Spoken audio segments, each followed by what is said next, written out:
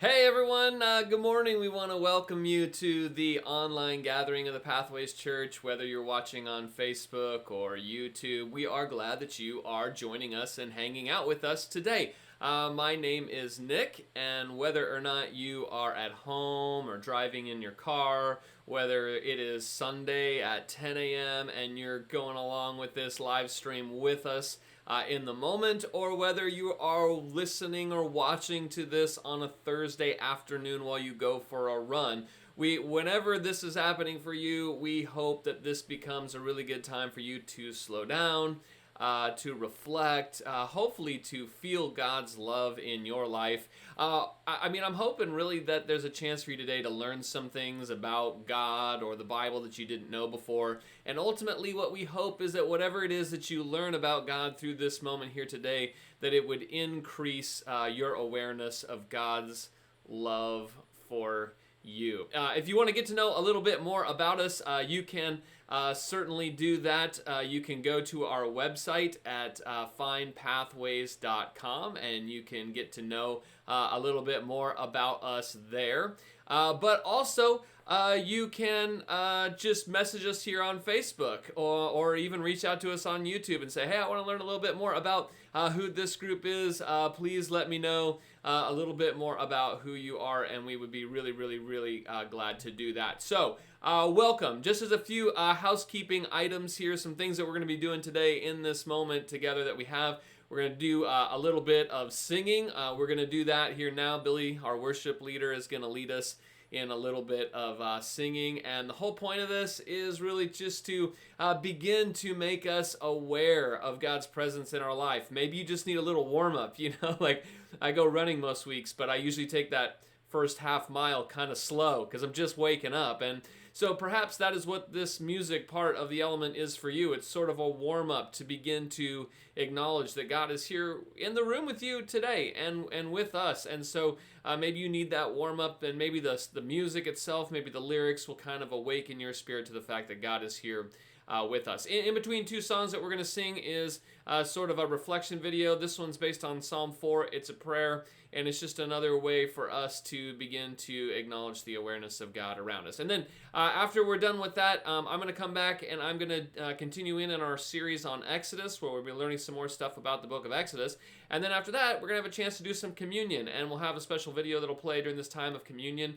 And if you want to participate in that, it would be great, and we'd love for you to do that. And so if you want to participate in this at home, all you got to do is maybe right now or in the next few minutes, find a cracker or a piece of bread, pour yourself just a little bit of juice, or hey, if you got a bottle of red wine in the fridge that you opened last night and didn't finish, maybe pour a little bit of that in a cup. And those two elements is all you really need. We're just going to remember the body, the blood of Jesus. It's sort of two elements that the church has used for thousands of years to remind themselves of God's love for them. So if you want to get those things together, that would be fantastic. Billy's going to lead us now in some singing. We'll kind of do all that together, and then I'll come back and we will have a message this morning. Okay, let's get to the singing. Billy, help us out.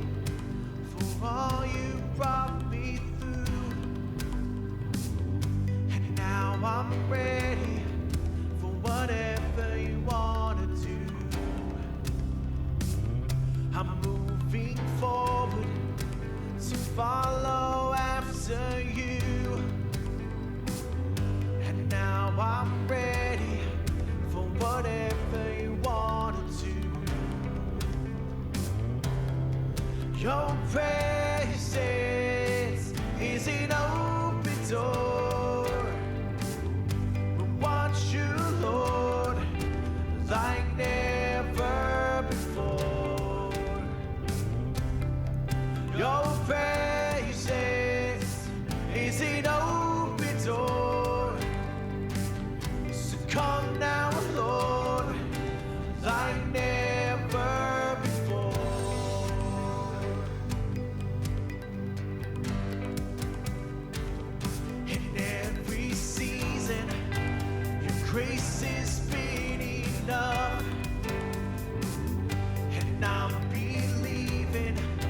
The best is yet to come. The cross before me, my hope on things above. And in you, Jesus, the best is yet to come. Your presence is an open door. We watch you, Lord, like never before.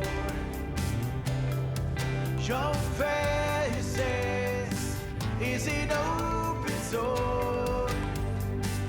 So come now, Lord, like never before.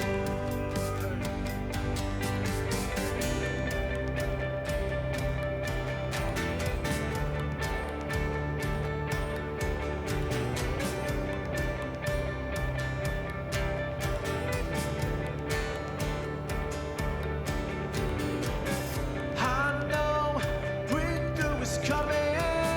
By faith, I see a miracle. My God made me a promise and it won't stop now. I know breakthrough is coming. By faith, I see a miracle. My God made me a promise and it won't stop now. I know breakthrough is coming. By faith, I see a miracle. My God made me a promise and it won't stop now. I know breakthrough is coming. By faith, I see a miracle. My God made me a promise and it won't stop now.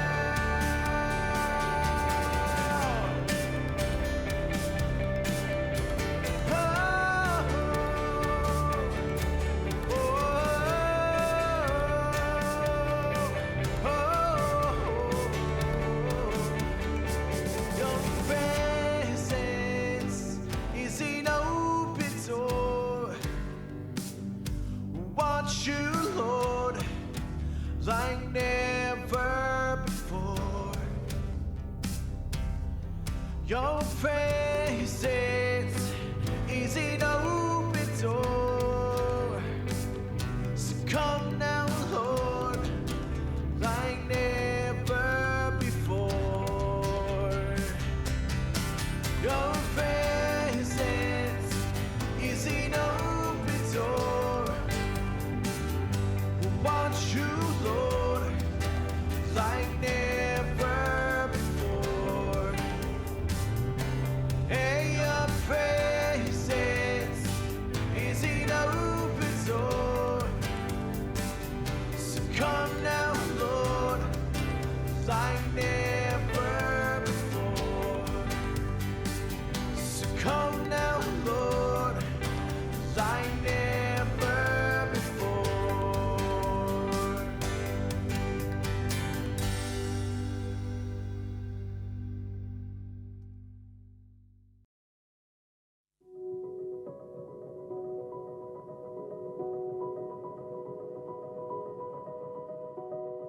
I rest in you, O God. I am in your safekeeping, body and soul held in peace. My heart cries out to you, my God. All that upsets me, you see. All that disturbs me, you understand. Only here in your presence am I fully known. I am wrapped in grace. I rest in you, O God. I am in your safekeeping, body and soul held in peace. I try to relax, but anger rattles me. I try to relax, but my failings niggle at me. Be still, be silent.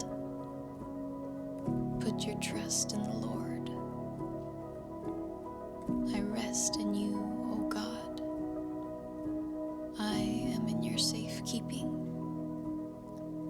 Body and soul held in peace. In the stillness, the light of your face shines. My heart turns to thankfulness and is glad. I have more than enough. You, Lord, are more than enough.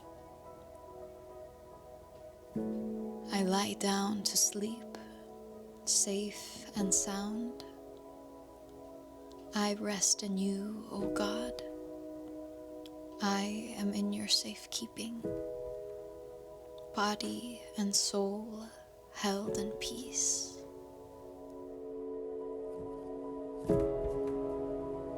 Be still and rest. You are held in peace.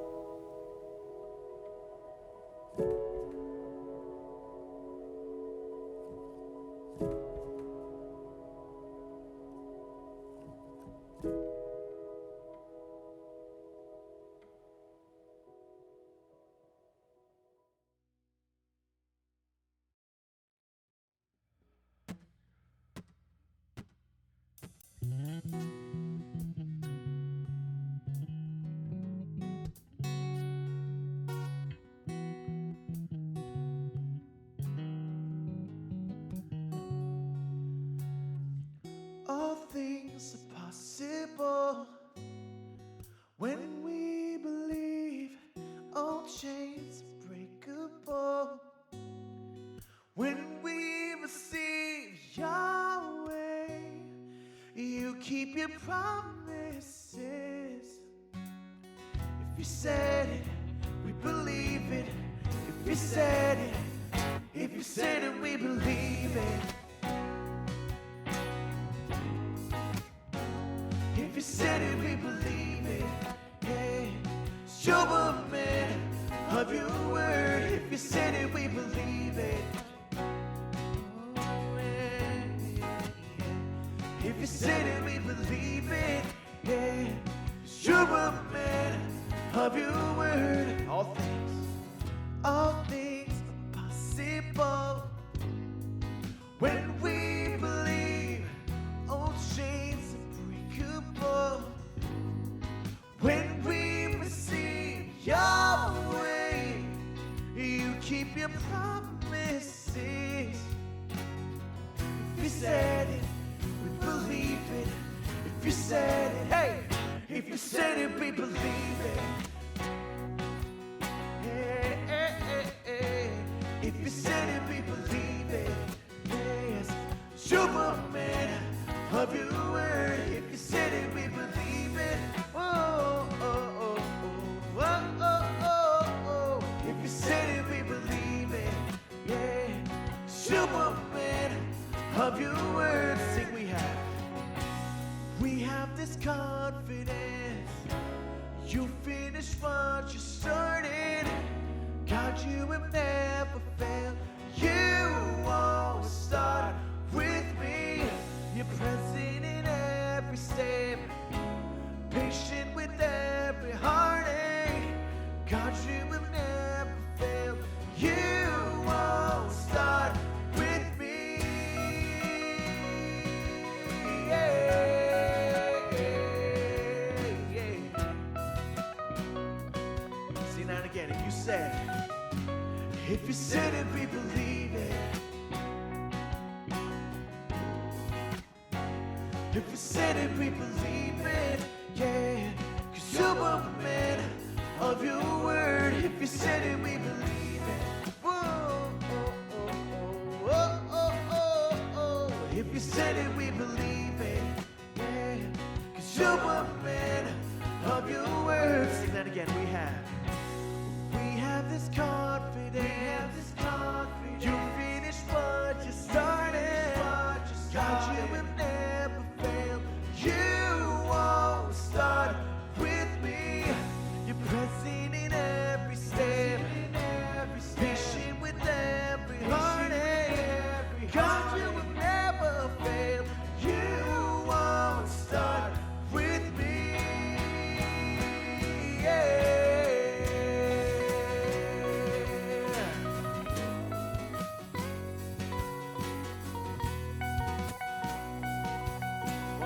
if you said it. If you said it, we believe it. Yeah, if you said it, we believe it. Come on, 'cause you're a man of your word. If you said it, we believe it. Whoa, oh, oh, oh, oh, oh, oh. If you said it, we believe it.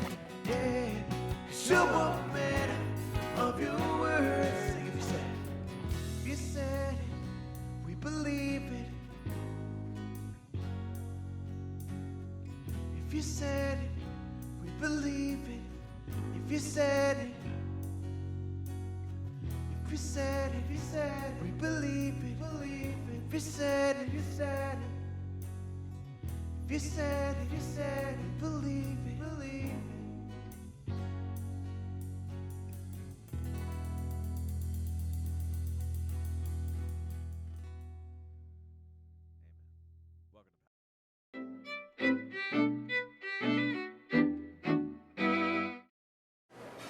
If God's so beautiful, why is he so ugly and violent in the Old Testament?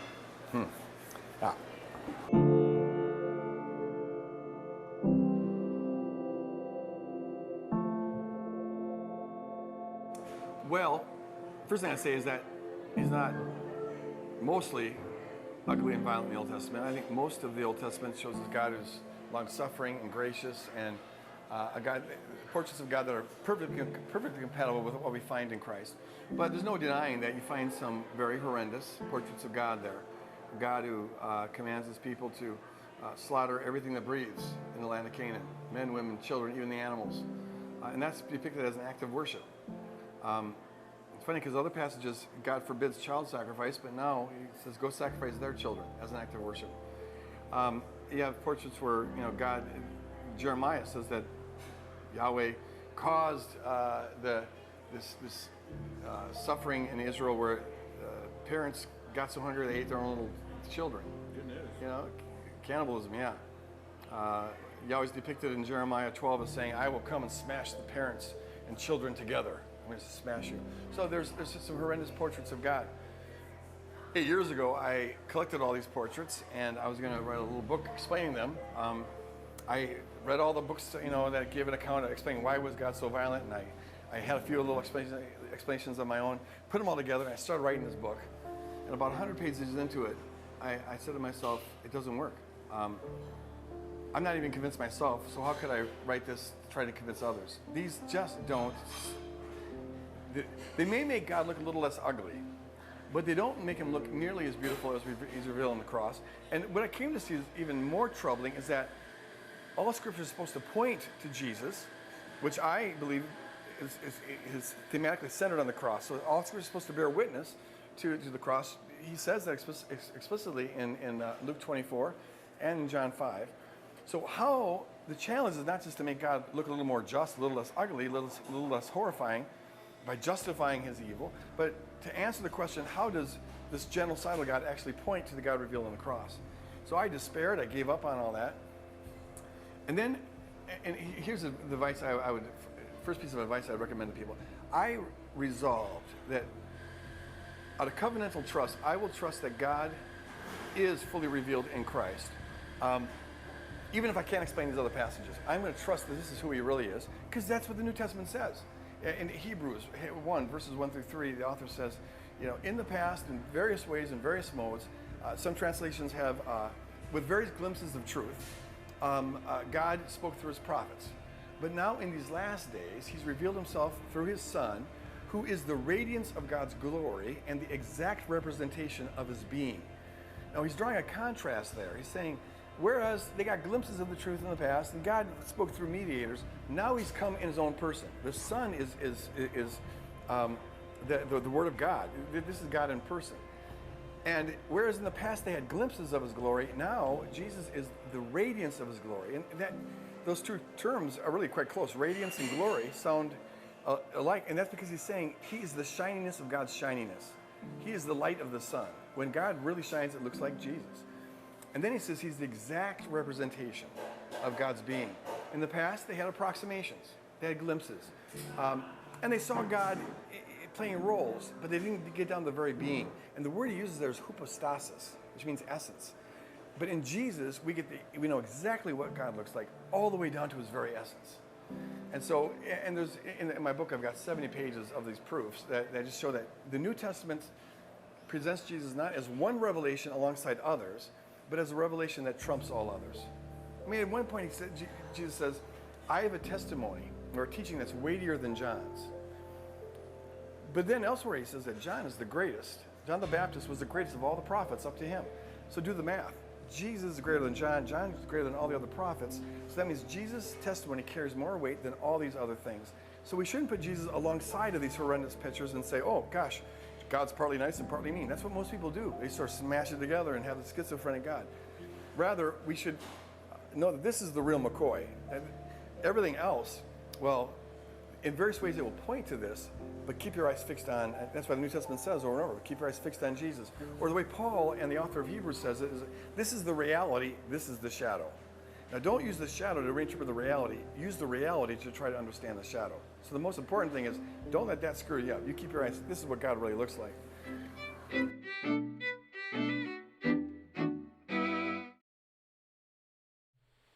Wow, that is just so good from Greg Boyd there, and really plays into some of the things that we're reading in the Old Testament right now, and I hope you find that beneficial. I want to continue to throw out some clips out there from great thinkers like Boyd and Peter Enns. We've shown some of his clips and stuff too to help us navigate all of this stuff that we're reading to when it comes to the Bible, and remembering that it all points to Jesus. Whatever it looks like in the Old Testament, that ultimately we read our Bibles backwards. We start with Jesus as the picture of God, and then allow Jesus as to be our tour guide as we read the Old Testament. And that's what we're doing right now, is we're reading some of the Old Testament, and we are allowing Jesus to take us along a bit as a tour guide. And today, it is time for a road trip.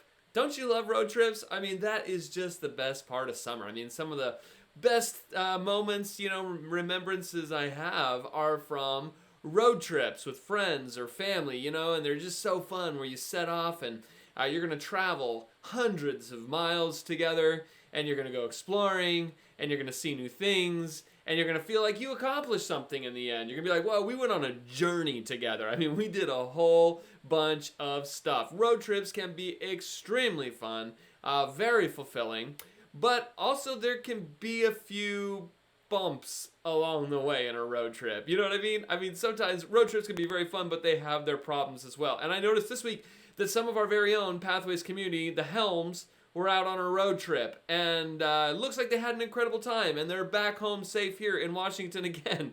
But they had a few bumps along the road. For instance, Ralph posted a picture of their van door. It literally came off the rail while they were headed out to Colorado, which is a problem. And then, I don't know, a couple days ago, I saw Ralph text out a picture of this, and it is his van sitting underneath a Les Schwab sign. And that is never a good sign when you're on a road trip and you're parked beneath the Les Schwab sign.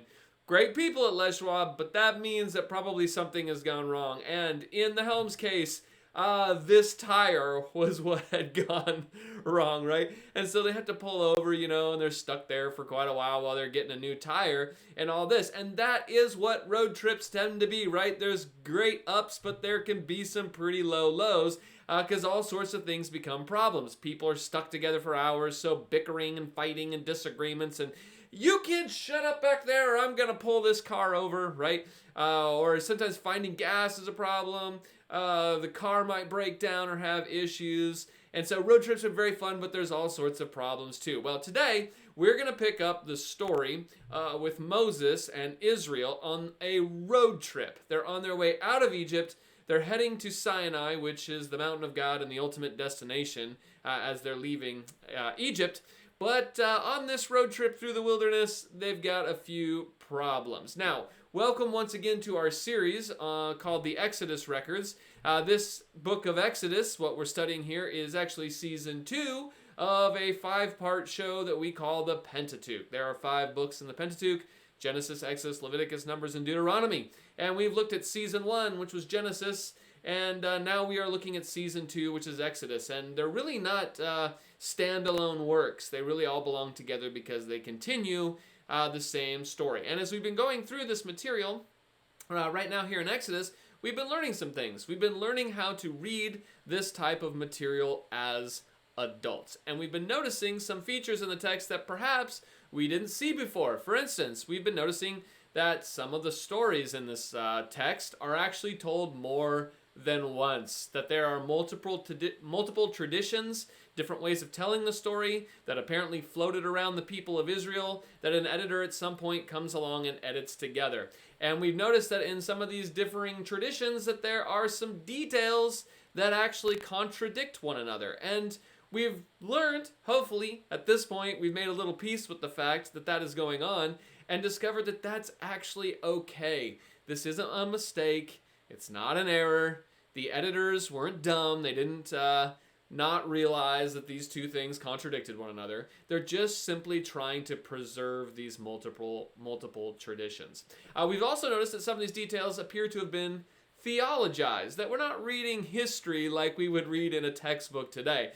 We think of history as some sort of objective, telling of these are the factual events that happened. No matter who was watching it could tell this is what happened. And we would try to put together history that way, although we could have some maybe discussion about whether or not that's ever actually achievable. But here we're just discovering that this doesn't read at all like even an attempt to record history that way, that there are some mythical elements to some of this story. And so we've discovered along the way that we aren't reading history the way that we normally think of history.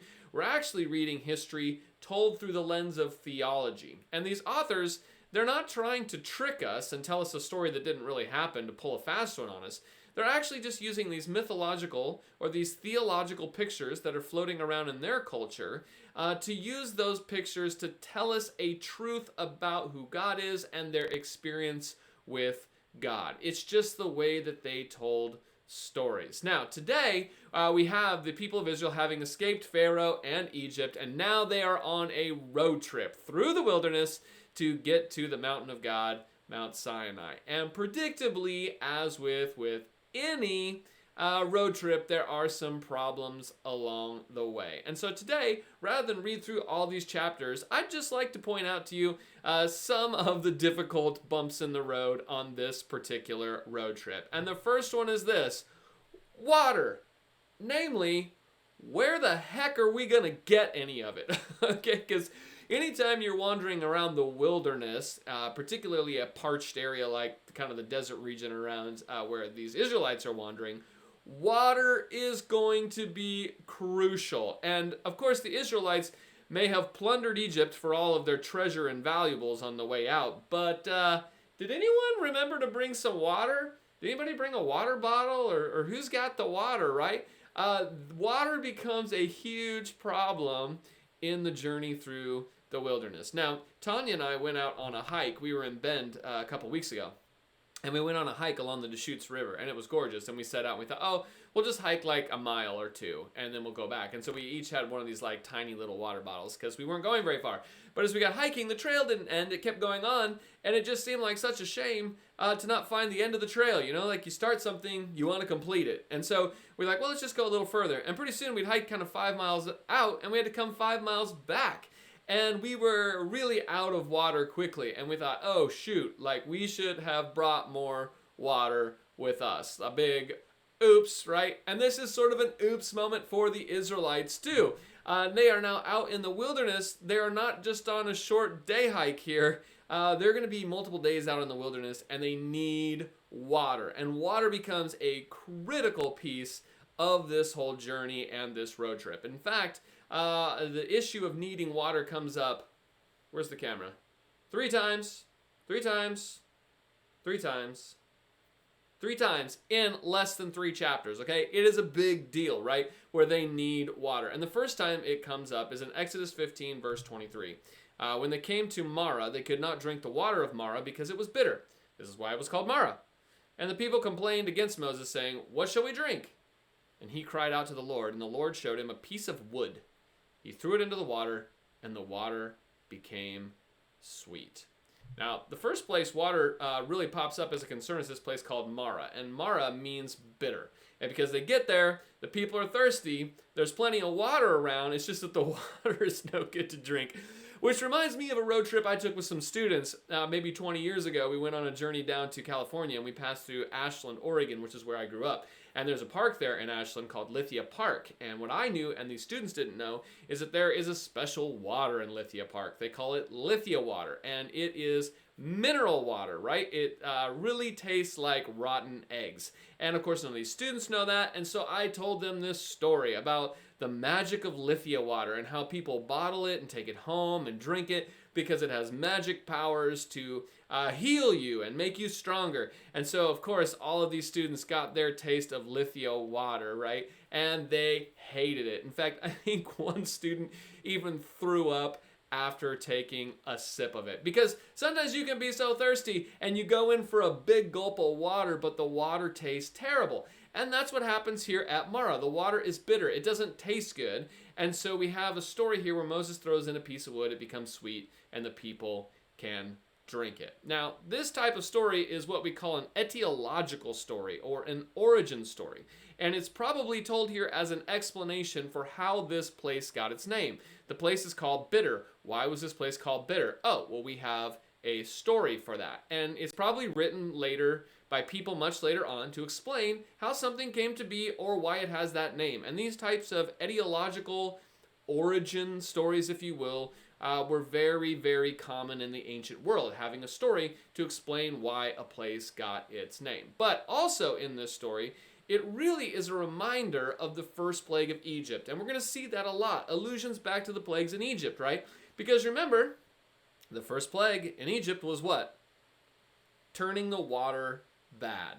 And so here we have the people of God stumbling upon water that is bad. And so you wonder, is there sort of an object lesson here? If you disobey God, you're going to kind of suffer the same fate as Egypt. But if you follow God and his commands, you will also be healed like the water. I think there's probably a connection there to the plague at some point. Now, the second place that water is mentioned isn't a place where the people are looking for water so much as they get to a place and they actually find it. It is at a place called Elim. And here we have water in abundance. It is a good pit stop on the road. Exodus 15 verse 27 says, "Then they came to Elim, where there were 12 springs of water and 70 palm trees, and they camped there by the water." Praise the Lord, we have found water. Okay, and this is good water. It is an oasis, and they stay there in the logic of the story for almost a month before moving on, and this becomes a good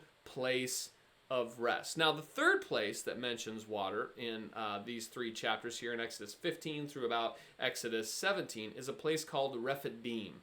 And this might be the most famous of these stories. It's told in Exodus 17. And the people come to a place called Rephidim where there is no water, okay? They've just left the oasis where there was tons of water. Now they're at Rephidim and there is no water. And so the people begin to complain to Moses. And so Moses comes to God afraid because these people are getting so contentious with him. You brought us out here, there's no water, we're just going to die. And so in Exodus 15, verse 5, we kind of pick up the story on what happens here. The Lord said to Moses, "Go on ahead of the people and take some of the elders of Israel with you. Take in your hand the staff with which you struck the Nile." Okay, here we got the plague icons again. "And go. I will be standing there in front of you on the rock at Horeb." And Horeb, again, is another name for the mountain, Mount Sinai, right? It's its alternate name. "Strike the rock, and water will come out of it so that the people may drink." Moses did so in the sight of the elders of Israel. He called the place Massah and Meribah because the Israelites quarreled and tested the Lord, saying, "Is the Lord among us or not?"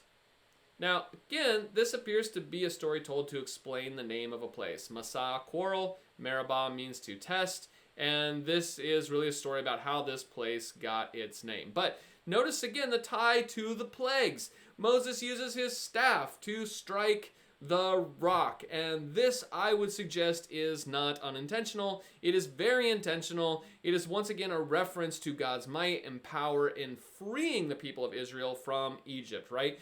This staff represents the power of God that was demonstrated in the plagues in Egypt. And so, in other words, it's God saying, hey, guys, remember, I'm not abandoning you out here. I'm not leaving you out here to die with no water. Did you forget about the staff thing already, right? This is God demonstrating that he is not going to abandon his people, referencing again the miracles that they had just seen in the land of Egypt. Okay, so water is a big problem on a road trip. Perhaps it's been a problem on road trips you've taken too. You know, Daddy, I'm thirsty, right? So water is a big deal, something to drink. But there are other problems, other speed bumps along the way here in this road trip for Israel. And the second one is this: conflict, namely within the group, complaints. And that is something we just saw at the end here with the problem of water, these complaints. And if you read Exodus 15 through 17, and, well, okay, honestly, if you just read the rest of the Pentateuch, it's as though the people of Israel never stop complaining. Are we there yet? What are we going to drink? When are we going to eat? You know, all the typical road trip stuff, right? The people on this road trip are complaining and complaining. But maybe it's more serious than the typical complaints on your road trips, because it appears it's more serious because Moses seems to think that even his life is in jeopardy. It is not just complaints, that it's actually conflict. In Exodus 17, verse 2 through 4, it says, the people quarreled with Moses, all right? That's a little bit more than just complaining, and said, give us water to drink. Moses said to them, why do you quarrel with me? Why do you test the Lord? But the people thirsted there for water, and the people complained against Moses and said, why did you bring us out of Egypt? To kill us and our children and livestock with thirst? So Moses cried out to the Lord, what shall I do with these people? They are almost ready to stone me. Wow. These complaints have risen a bit beyond complaints to conflict. Moses here is afraid for his life. He's saying, these people are so angry, they're about to kill me. They're about to stone me to death. And fun times for Moses, huh? I mean, he's stuck in a car full of people here, complaining and yelling at him and wanting to kill him. And this is going to be Moses' life going forward. The people over and over again do not trust him. And yet, even though this is Moses' problem, it's actually also God's problem, because this lack of trust and complaining is going to be referenced and mentioned throughout the rest of the Bible. We even see it referenced in the New Testament. And when it's referenced, it's used to show that the people didn't just mistrust Moses, but more fundamentally, when this particular story is referenced and these complaints are referenced, it's used to demonstrate that ultimately the people just didn't trust God himself. They had a lack of faith in trusting God to provide for them. And when things get tough, you know, this is sort of what humans do, right? When things go wrong or things get tough, people look to blame someone. Leaders, or perhaps even God himself. And that becomes a big part of this story for the rest of the Pentateuch and really for the rest of Israel. This mistrust of God is sort of baked into the rest of the story of Israel. Okay, so water's a problem. All the complaining is a problem on the road trip. And a predictable third problem is simply this: food. Of course you need water, right? You do get thirsty. But you also might want to eat something, you know? Did anybody pack a snack? You know, when you go on hikes or something, you should throw in a couple granola bars or something. Well, I don't know what they packed initially, but they're out there for a few days and they have run out of food, and so the people start to complain. So God does something incredible and he provides them something to eat. And it's sort of miraculous, right? As everything in this story really has been, God says, don't worry, I got it. So he does two different things. There's something sent out at night for them to eat and something sent out in the morning. And so I don't know about the 3 square meals a day, but They're at least getting 2, okay? So at night, what happens? Some quail come out. And the quail come out at night, and they are able to supposedly kill these quail and cook them and eat them. And you say, well, what does a quail taste like? Well, it tastes like chicken. Of course it does, right? Everything tastes like chicken, right? So at night, quails come out, and they are able to eat that. But in the morning, something else happens, and you may have heard this part of the story. In the morning, this weird, flaky, bread-like substance, we're not really sure what it all looked like, it appears on the ground. And the people say, what is it? Because they don't know, right? They just look at it and this is kind of weird. What is it? But that's actually what the word manna means. The word literally means, what is this? Because the people see this stuff show up and don't know what it is, and they give it that name. What is this? Manna. Now, it's interesting that the text actually gives... I think this is interesting. Okay, this is the nerdy part of me, and I don't know, I might lose some of you on some of the nerdy stuff, but I find this really fascinating. The text here gives us actually 2 accounts of how the manna shows up. There's 2 different ways that seem to sort of conflict with each other. Verse 4 here, if we look at Exodus 16, verse 4, it says, Then the Lord said to Moses, I'm going to rain bread from heaven for you. Okay? A picture is it raining bread. What is it, like cloudy with a chance of meatballs? Picture that, okay? Raining bread. But if you jump down to verse 13 and 14, it says, In the morning there was a layer of dew around the camp, and when the layer of dew lifted, there on the surface of the wilderness was a fine, flaky substance. So which is it? Is it going to rain down bread, or is it just going to kind of appear on the ground through the dew, right? Well, maybe you could say that there's kind of 2, this is sort of the same thing being explained 2 different ways, but it does seem different enough that many scholars have suggested that this is, again, you guessed it, multiple traditions, different tellings of the same story, that different parts of Israel maintained, and that the editor is preserving both of them, that people told this story different ways, and editors, preserve them together in the same story. But I think what's even more interesting about this is the special instructions given for the collection of this manna on the Sabbath day, right? Because remember, 7 days of the week, and one of those final days is to be a Sabbath day, right? And you can't work on the Sabbath, it's a holy day, right? And so you collect food, the text tells us, enough on the 6th day.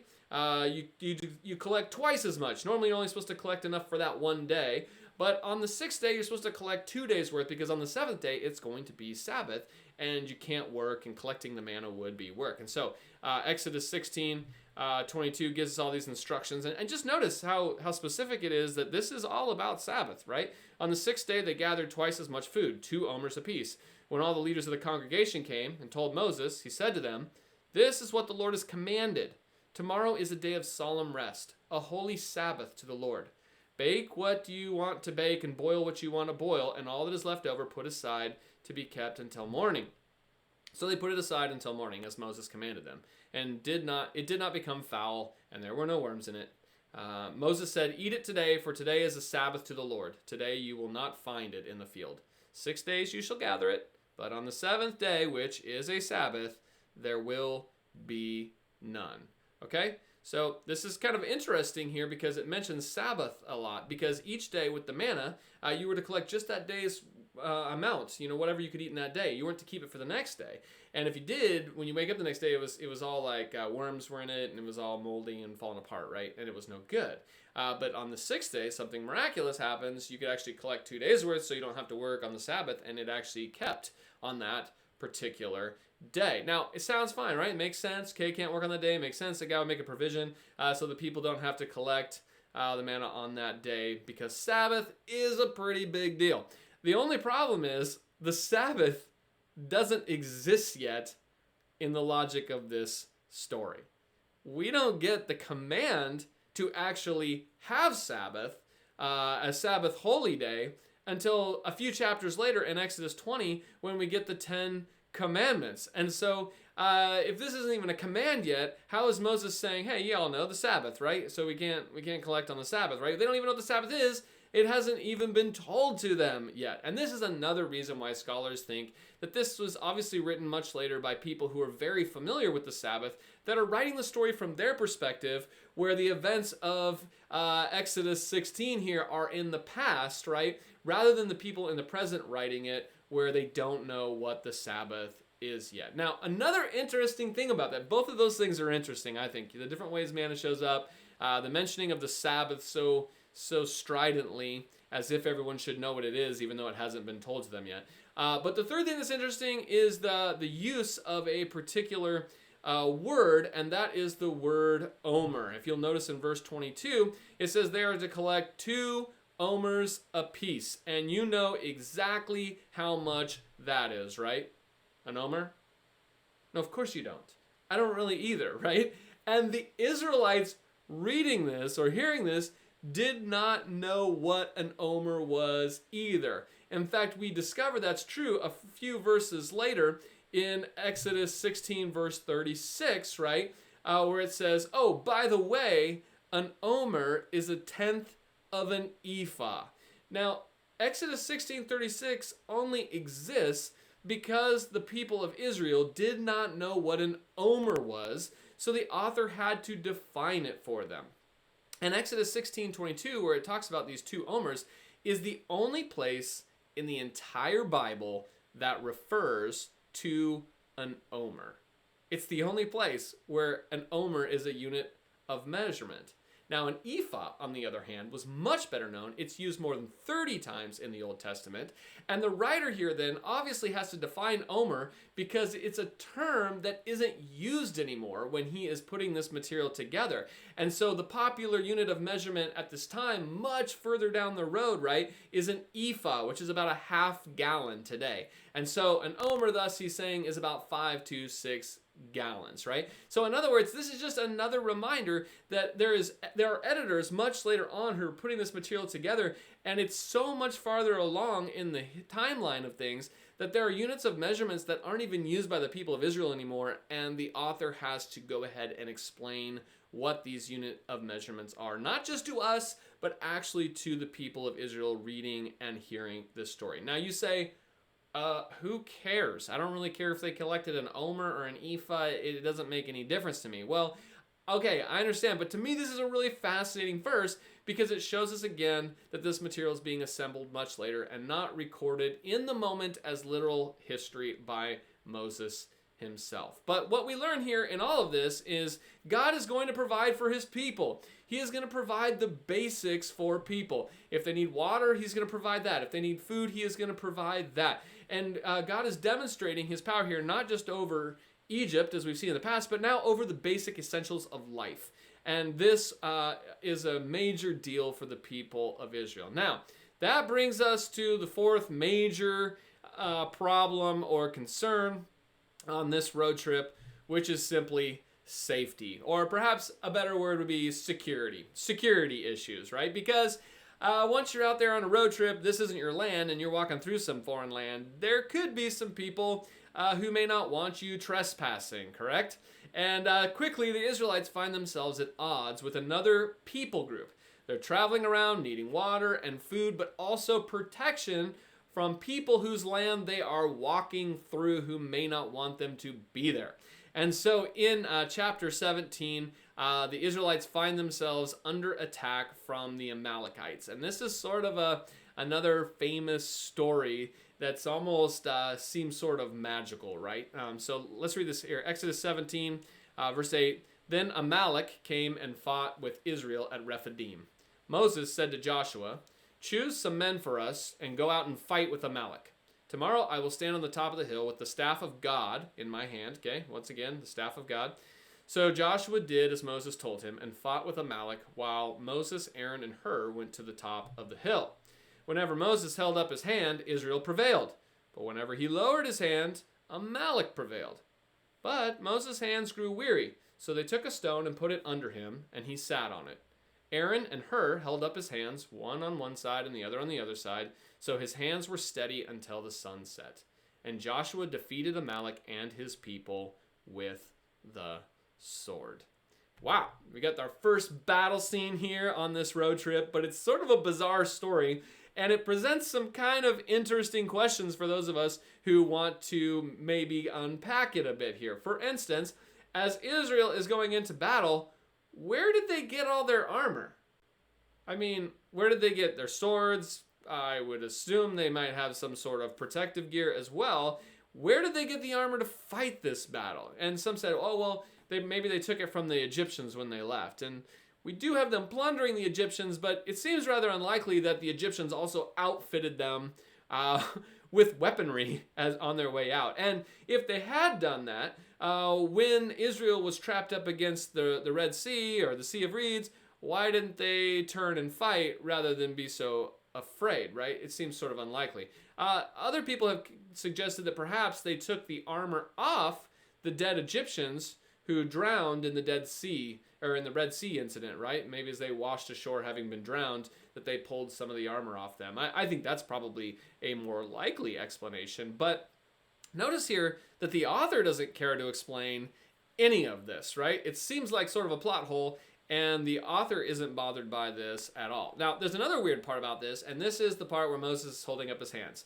The battle is raging. Anytime Moses raises his arm in the air with the staff, people of God are winning the war. But whenever his arms begin to lower, because, if you hold your hand up for a while, it sort of gets tired, the people of God start to lose. And this is something that scholars have often described as sort of a magical feeling to this story, right? That there's sort of a mythical, magical element here. And that may be true. It does sort of read that way. But I think the big point here is that once again, the staff is mentioned. Hopefully you notice that in the text there, that this has to do with the raising of the staff again. And to me, again, this seems to be a connection back to the power demonstrated in the plagues. That now the Amalekites are really in the role of Egypt, right? They're the ones that are oppressing Israel here. And the story is telling the triumph of God over them, just as with Egypt. So does God really need Moses to hold his arms up in sort of a magical sense to allow the people of God to win? Is this how it really happened? Or is this how ancient people told the story with their theological pictures of their day? I don't know. Nobody does. But really the point of the story here is that God's going to triumph over these people who are seeking to attack Israel, right? At every point where the people in the road trip discover a problem or an issue, God provides for them. Now, the story is actually really important because it introduces us to Joshua, and you might have seen that at the first part of it there in verse 9. Moses commissions Joshua to sort of be his general to go out and fight. And if you know anything about the rest of the Pentateuch, and then beyond into the book of Joshua, Joshua is going to become the person who is the leader of Israel. He is going to succeed Moses here as the leader of Israel. And so this story seems to have really a lot of significance in that it is sort of the origin story for this leader, Joshua.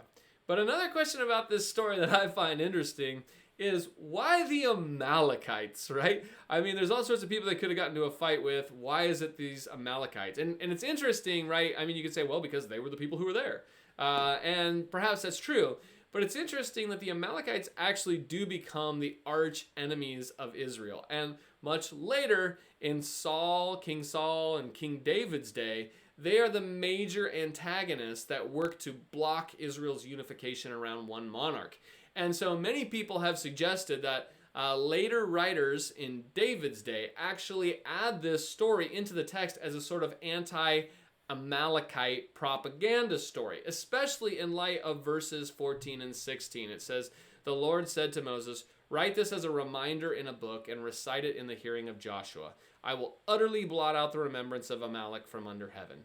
And Moses built an altar and called it, "The Lord is my banner."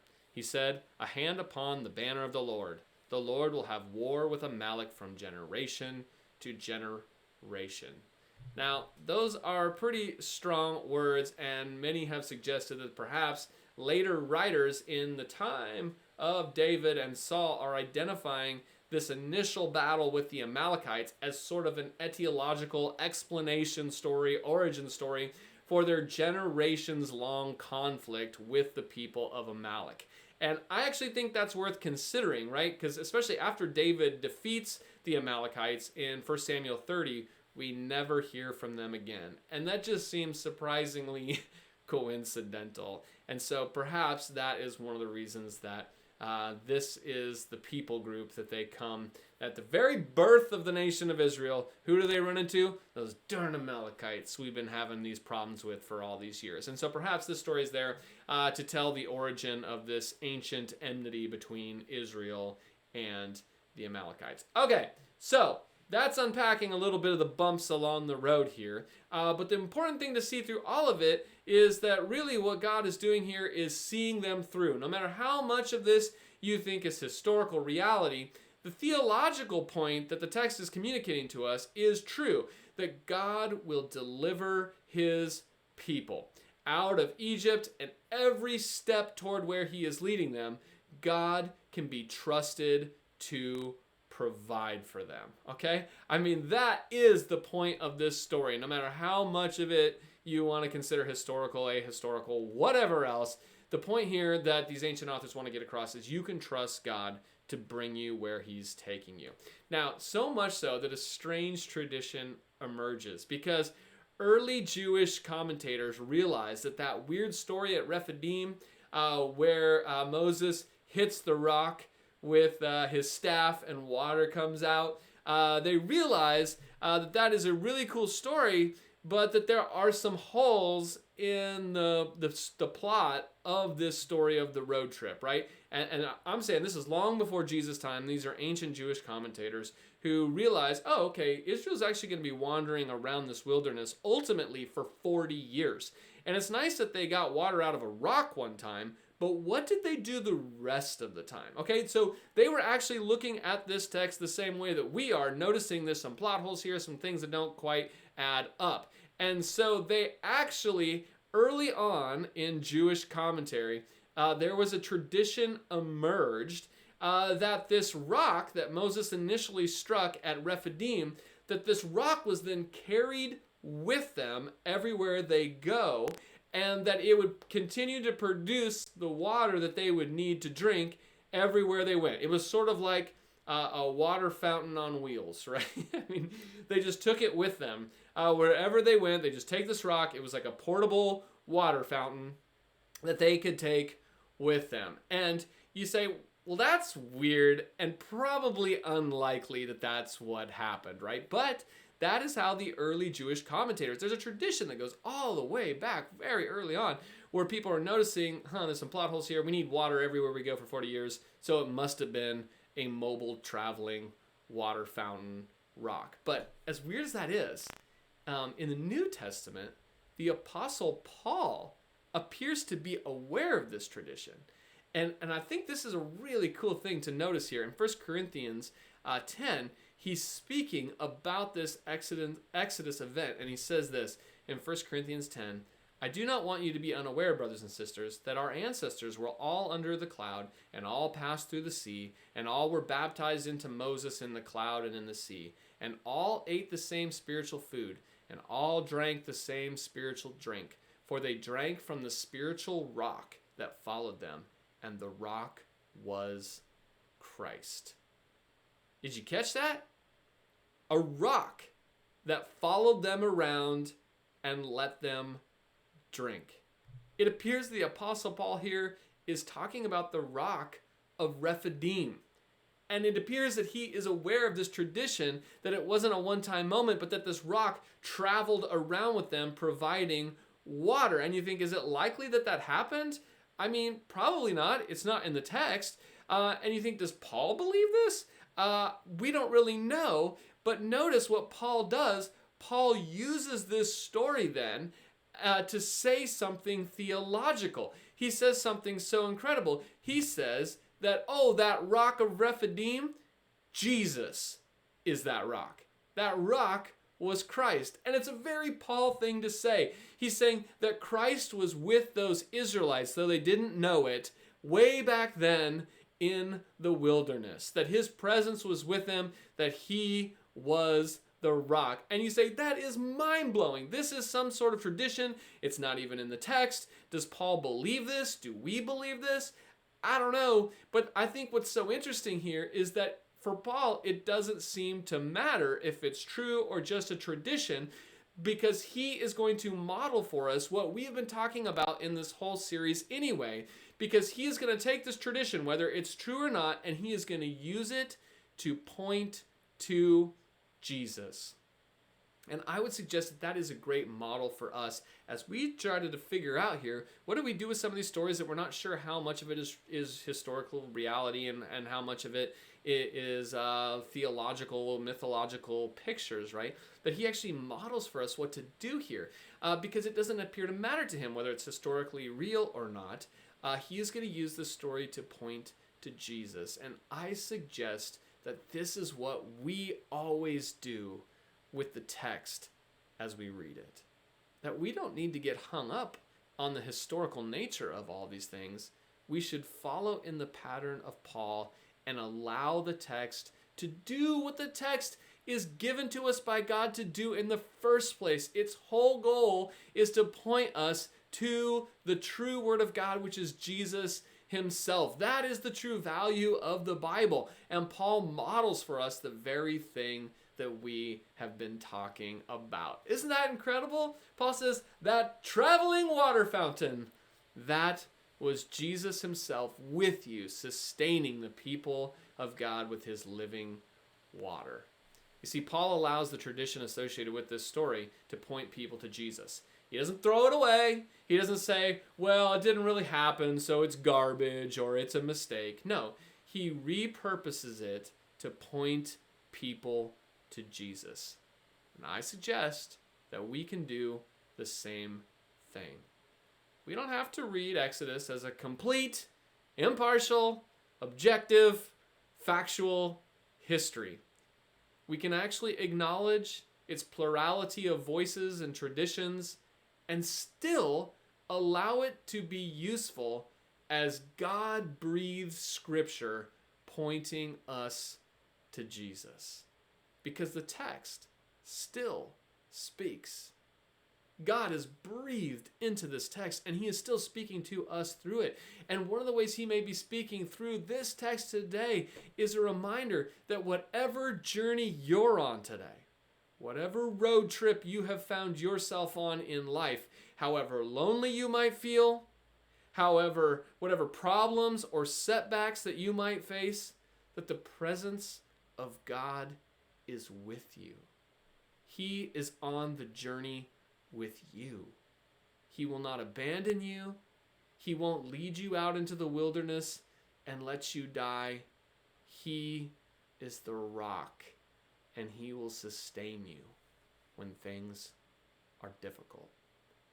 Some of us, in the midst of a pretty tough year or a series of years, need to be reminded of that. And isn't it incredible that this text that is thousands of years old, that's been edited together and has different traditions and voices and all this stuff and some mythical elements that we're not really sure what's real and what's not real, that God can take something as human as all of that and breathe into it with his voice and speak the truth to you today, that he will be with you no matter what, that you can trust God.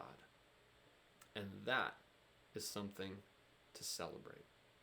We're going to go to communion. We have a kind of a special communion video here today, just a couple minutes, and it's just a reflection moment to think about how God has stepped into our context, that God translated himself into a human, became a human, both God and human, and that he allowed evil and the sin and the selfishness and everything that we've sown into the world, he allowed those things to do their very worst to him, ultimately to kill him, but that he triumphed over evil and the consequences of evil by coming back to life, and demonstrates that this way of self-sacrifice and love and compassion and kindness and goodness, that it is actually, this love of God, this way of living is more powerful than any force in the world, and has now offered that way of life to us so that we can live fully now and forevermore. And we want to celebrate that today, that God has met our every need. Let's go to communion, and then we'll come back for some announcements.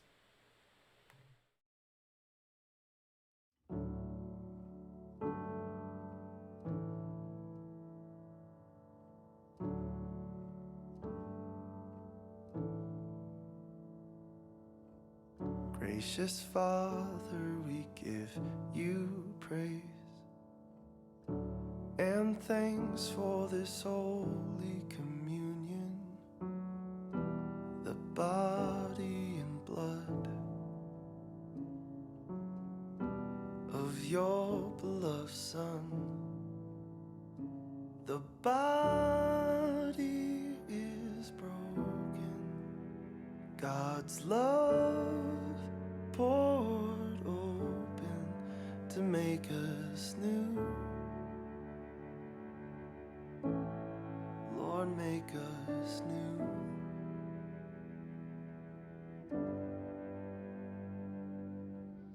Abba, Father, we bless your name and take part in this holy communion. Make us all one, to love like your Son. The body is broken, God's love poured open to make us new.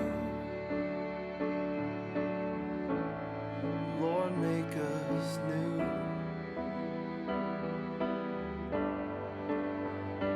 The body is broken, God's love poured open to make us new. Lord, make us new.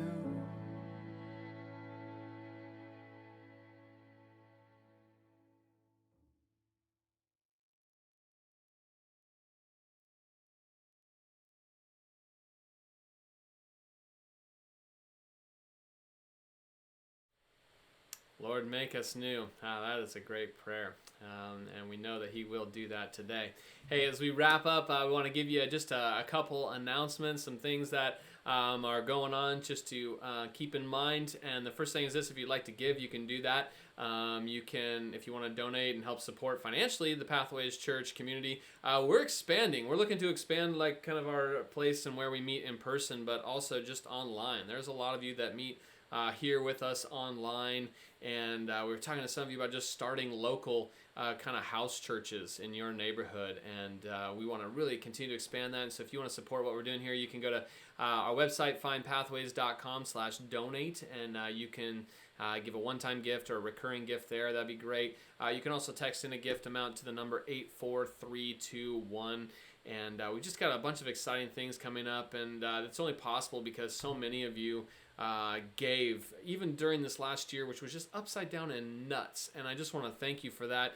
Some of you just faithfully gave just small amounts. Some gave incredible amounts. But what's been so cool is just to see this community being able to reach out, help support people in financial needs and all sorts of stuff because of your sacrificial giving. And that's what we really want to be a part of. We want to like give away all the money just to help people around us. And so thank you for being a part of that. A couple things to keep in mind. One of the things is we have a church vision meeting that's coming up August 15th.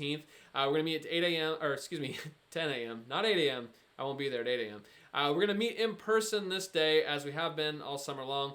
But instead of doing our regular church service, we're going to have a conversation about what does church look like going forward. Because, to be really honest with you, a year and a half ago, 2 years ago, I had no idea that this thing we're doing right now would be a thing. And so it just feels like so much of life has really changed. We want to talk about what does church look like going forward. And we really want to hear from our community, this community that makes up the Pathways Church. Because for so many of us, there's some things about church that we've discovered over the last year and a half that we're like, oh, this really does help me. This is valuable to me. And then there's some other things we're like, well, we used to do that before, but I haven't really missed that. And maybe that's something we need to let go of. And so we just want to think about the future. How do we exist online and in person at the same time? What does that look like? Do we really need a big mega castle place to hold church? or maybe we just meet in people's homes in various cities all over the world and country.